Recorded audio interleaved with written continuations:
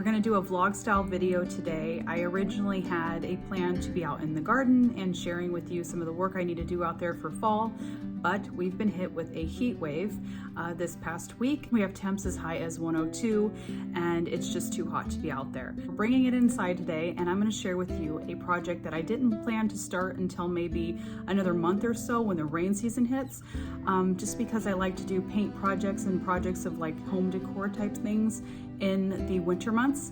But fast forward, let's do it on a hot day because it's nice and air conditioned in here. The project that we're going to be doing today, or at least starting on, is redoing my big room. And I have shared this room a couple of times. It's an extra large room in our house that's off adjacent to our main living room. It doesn't get used a whole lot. We don't have a TV in here.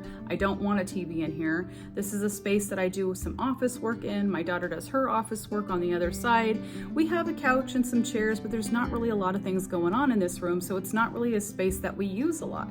I find rooms that don't have a specific utility to them are not often frequented as much as other main living parts of the home. So what I'm wanting to do this fall and winter is find things and spaces in this room particularly that have things that we could do, activities in the room, so that we're spending maybe a little bit more time here. And I've also decided that this room is going to be our new home library. So in the library, I want to see things like obviously books, but also having maybe a puzzle table, some board games that we could get out here, just little areas that we utilize in this room, so that way we visit it more often and it's more of a space that we enjoy. So what we're gonna do is get this library going. I'm not gonna be able to finish this whole room today because there's different things that I'm waiting on to add, to take away, and I obviously need lots more books than I have right now currently. So this weekend there is a library sale. Our local library does a book sale, I think once a month, and they sell their books for super cheap. So I'm just gonna go this weekend with my sister and totally load up. We're gonna get things going by clearing off these shelves and wiping them down. And this is gonna take a while because there's a lot of stuff on these shelves. I do have to find other places to put them eventually because of course not everything is gonna go back on there. That's a problem for another time. Today, let's get going on creating a dent in this space by getting the shelves ready for our new books from Saturday and getting them cleaned up and hopefully painted. This is the space as it sits today. It's messy, there's equipment out, stray items on the shelves, and odds and ends in here. I'm going to be doing something called color drenching because I don't like these white shelves and doors. This is essentially where you take one color of paint and paint even the trim and doors the same color. It creates a moodier feel to a space, and I did this in my bathroom makeover and I have loved it since. I love home decor and doing projects like these. Not the work so much, but the outcome of it. I think that's what drives me to jump into these sorts of projects. It's that desire to bring a vision to life. I have realized over the years that the best homes are ones that have been cultivated over time to suit the owner's personality. Anyone can shop at Target and decorate a room overnight, but it won't necessarily have individuality. It will only be decorated, and for me, there's a clear distinction between mass-produced home decor thrown together to create a look, and a home curated over time with pieces that tell a story. I hope to create a curated home that is lived in every single corner.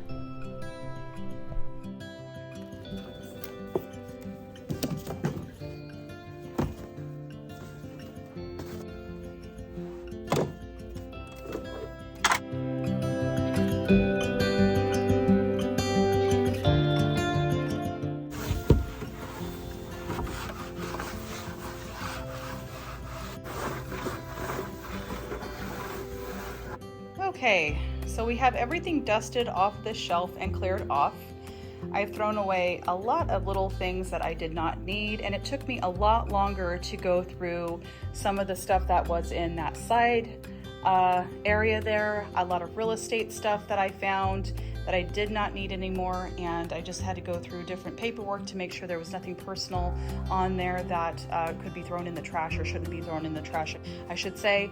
And I'm just sort of contemplating if I want to start the painting tonight or if it's just best to start it in the morning. So I'm going to take a little bit of a break and then check back in with you at that point.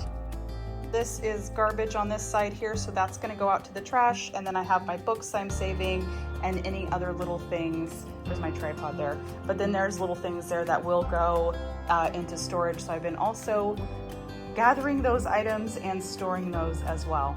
I decided to change my clothes and begin painting.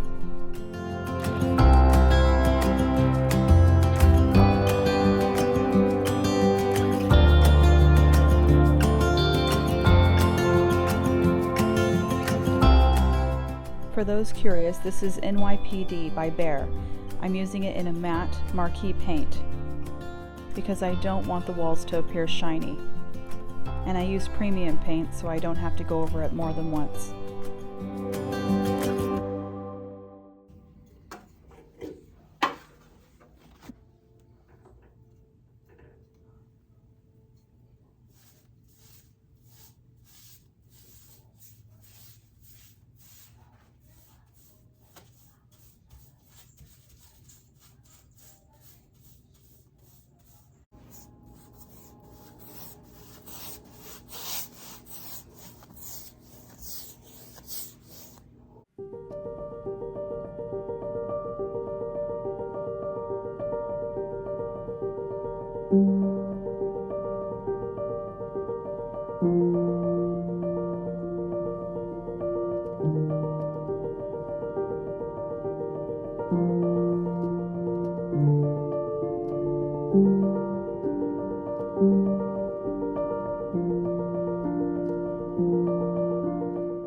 I worked late into the night and felt like I had barely made a dent. Painting shelves is very different than painting a flat wall. The following morning I decided to put on a soup before getting started so that I wouldn't have to cook anything for the day, because I knew I was going to be tired by the end of it. For it, I need just a few herbs from the garden.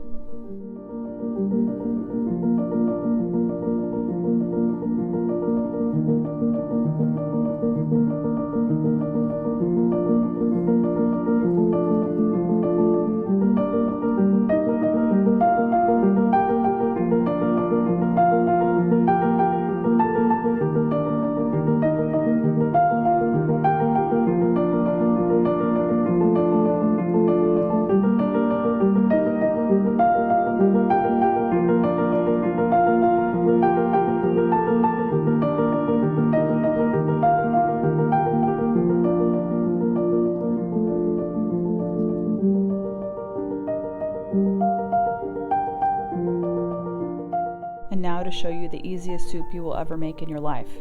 It's called string bean minestra. I will link the recipe for you in the description box below, but for now I will explain it. Off the heat, I cut up 2 potatoes, a large zucchini, a quarter of an onion, and several cherry tomatoes. I chop them up and place them in a Dutch oven or a large soup pot.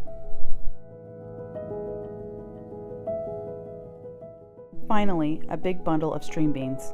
I also use asparagus if I don't have them, but since we're making string bean minestra, we'll go ahead and use the correct ingredient.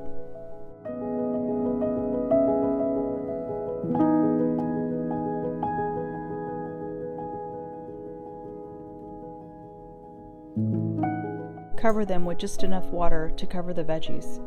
I add about a quarter cup of marinara or tomato sauce, some olive oil, a bunch of salt, pepper, and herbs.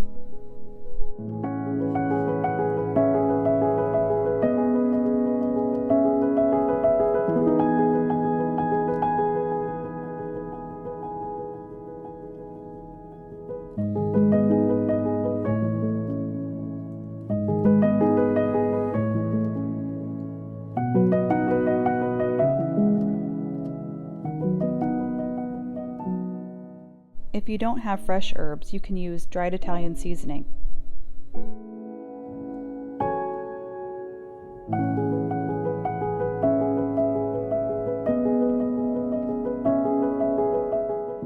Then I turn on the heat and I let it simmer covered on the stovetop. Later, I will show you how I serve it. This week, I've also been swapping out my summer wardrobe for my fall wardrobe, and in this heat, that seems a little ridiculous.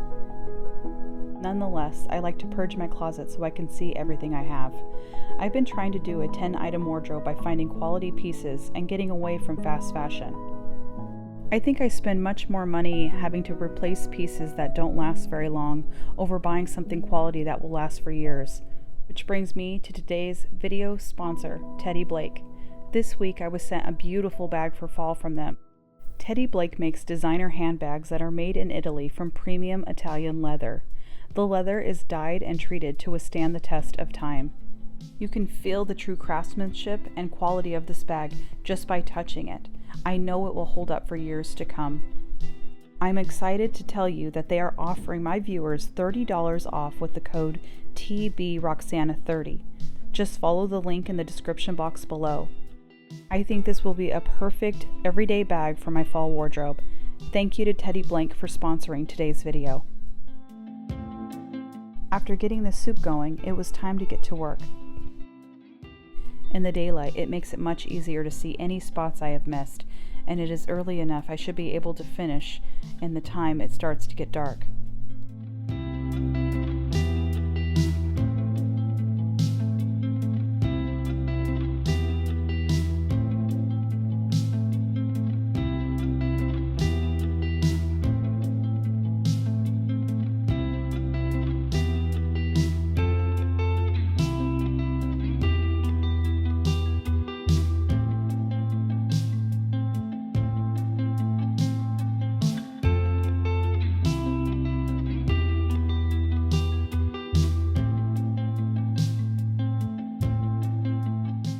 After I finished painting, I cleaned up, and it was time to have some soup and rest.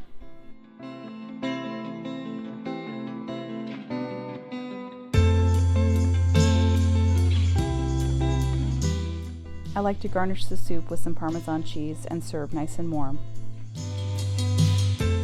It's the perfect soup to have after a long project-filled day.